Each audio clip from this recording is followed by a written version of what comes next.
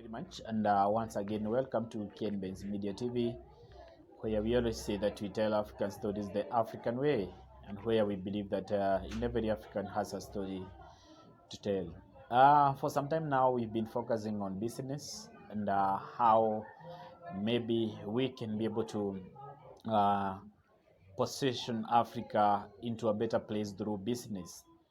And so many other continents they have thrived through business. If you look at a country like China, which is in Asia, and the whole of Asia, including in Japan, South Korea, North Korea, part of India, maybe there are people who have majored so much in manufacturing.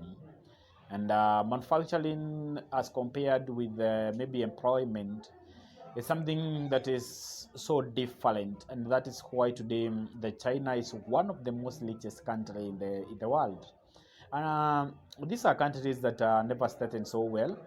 If you remember, back in 1960, there was a famine in China that left more than 5 million people dead.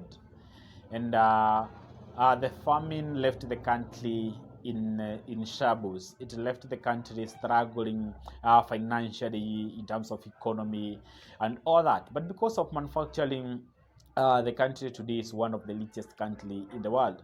And remember, we as African, especially we as Kenyan, in the same time that China was experiencing severe famine that left so many families poor, struggling with the economy. It was still the same time that we were getting our independence from the British, and that is in 1963. So just around 3 years after the famine that had invaded China, that is exactly when we got our independence. We as Kenyan here. But when now you look at where the China is today and where we are, then you cannot even compare both countries.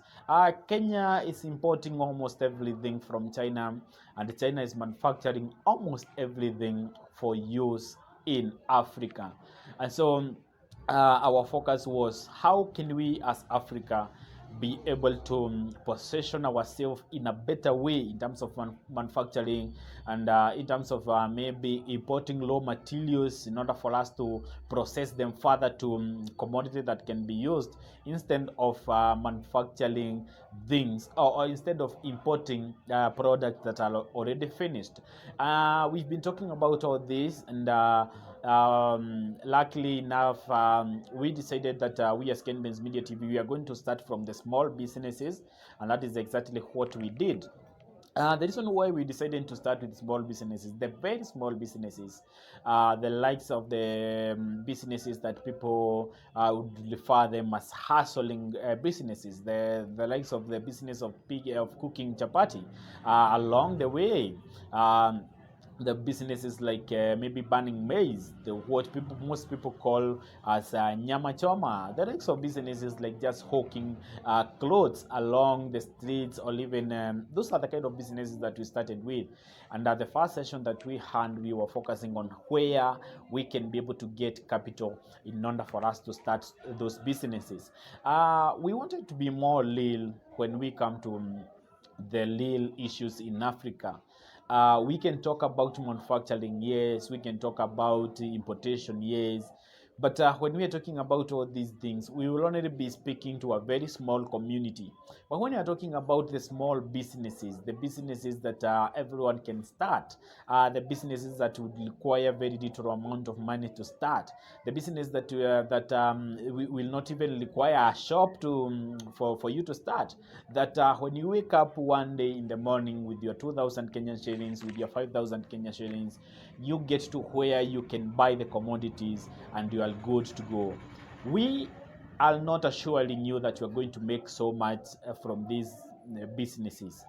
We are not talking about you making 100,000 in a month, 200,000 in a month from these businesses, but we are assuring you that once you start these small businesses, then you will not have problems with your rent to pay, for those maybe who are paying between 5,000, 4,000, 1,500 rent, and maybe for those who are not paying so much.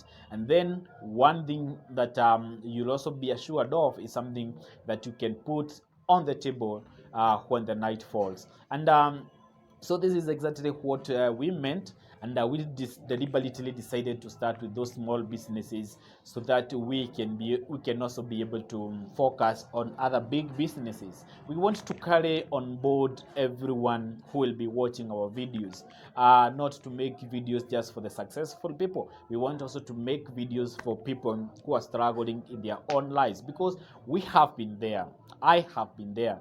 I told you in the last videos that I had started a very small business in Kawangware back in 2012, 2011, when I was still in college. And this business, I was operating it on a top of a wheelbarrow.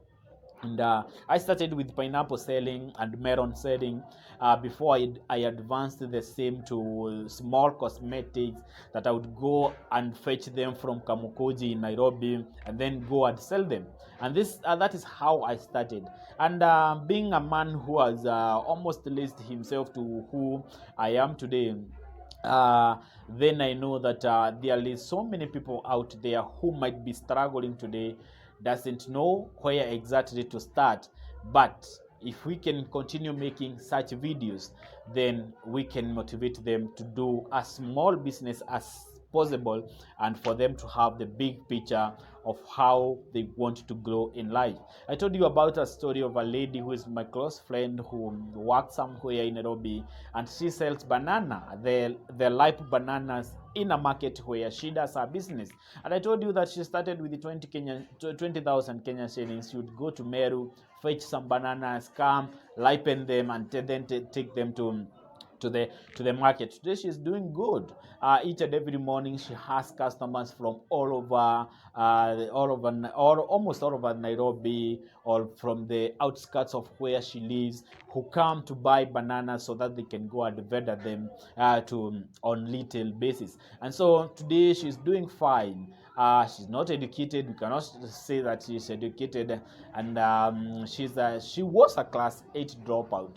And she got the idea, she got the expertise from someone who taught her how to do it, and today she's doing so good. And we said that these are some of the stories that we want to keep telling each and every day, so that we can motivate our audience to be able to become the best that God wants them to become. And today I want us to focus on another business. When we are focusing on this business, it's not a good business, and we are not motivating anyone into this business, but we want to enlighten our viewers about this business, so that they can be able to know exactly how it works for those people who does the business, and maybe to enlighten our audience on how to avoid engaging or becoming victims in this business. And I'm talking about the online business. The online business is a good business, but the online business, we as KenBenz Media TV, we would like to divide the online business to several parts. The first part that we are saying the online business is good is the business with genuine commodities to be sold. And there are so many platforms on online marketing that are active today. The likes of Jumia, the likes of Kilimall, the likes of Alibaba, and all the other genuine selling product online business that are there. And it's good to note that they are doing very genuine business. I've bought several things online from Jumia, and maybe from Kilimall, and I've also been checking commodities that the likes of the likes of Gigi sell. And for those people who are genuine in whatever they are doing, the online business is a good business, a very good platform, even for people to sell whatever they have. And there are so many people who are selling their commodities today that they never knew that they would ever sell them, because they never knew where they would get the customer to sell them. That is just one division of the online business. But there's a specific part of online business I want to talk about today, and this is the part of people who always post on Facebook. If you are active on Facebook, maybe you have seen them, and some of them, they have even gone into an extent of post them in WhatsApp today, and they are telling you that they have a business they want to train you, and from these businesses you are going to earn 10,000 in a week, 15,000 in a week, 30,000 Kenyan shillings in a week. And these businesses, they always advertise them, and then they give you a number that if you are interested on knowing about the business, then this is the number that you are going to WhatsApp. I know you have met such business or such people who post this thing. I want to maybe expound exactly what they do. And when I'm expounding this to you on how or what they do, I do not necessarily mean that it is all of them who does this. Maybe among them there is a percentage that is genuine, well and good. But I want to talk about the big percentage that is not genuine. And these people will always post their photos with very big cars, with very good houses, maybe that they have bought or maybe they have hired in order for them to be able to dupe their victims to the business that they are talking about. One thing that we must acknowledge is that most of the vehicles that they take pictures with, they are their own vehicles. They are their own vehicles that they have bought. And some of them, they even expose their number plates, so that maybe if you want to do some due diligence about these vehicles, you're able to know that these vehicles, they belong to the people who are talking about. And this is one point that they use to dupe or to lure their victims into the scam. And so what they do is that their target is never about the business they are talking about. They will tell you the product they are selling. They will show you, or they will train you on how to sell the product that they purport they are selling. But the truth is, they are not specifically selling what they are teaching you to sell, or they are not even concerned or have interest on what they are telling you they are selling. Their main target is the amount of money that you are going to give them as the training money that is going to cost you. Because when now you start engaging them on how the business is done, how the product, what is the benefit of the product they are selling, and how are you going to get clients on the product they are selling, they tell you that you need to come for a 1 week or 2 weeks, 3 weeks, or even 1 month training to them. And these people, they already have an office somewhere. They already have a space somewhere where they take people for training. So the training is not like it is not there. The training is there. And if you give that money for the training, it's not like they are not going to train you. They are going to train you. And as they are training you, they are going to tell you, or they are going to teach you on how to sell the product. But the fact remains that once you are over with the training, and then they sell you the product, because of course they are not going to give you product for free. They sell you the product to you. When you get into the market, that is when you realize that the product they were talking about, they are products that you cannot even sell, or it becomes very difficult for you to sell the product they were talking about. And for them, it's not like they sell the product. They will come in the training halls to explain to their victims of how they are selling the product, of how much they are making in selling this product. But the truth is, most of them, they do not even sell anything. They just come to you, to the trainees, to dupe them or to lie to them on how they are selling those products in order for the trainee maybe to enjoy the whole process of training. For them, their main target is the money that you are going to give to them. And they do a very simple calculation when it comes to this. They say that for a training, you need around 15,000 to be trained for 2 weeks. So their target is allowed 100 people who will come to be trained on this specific job.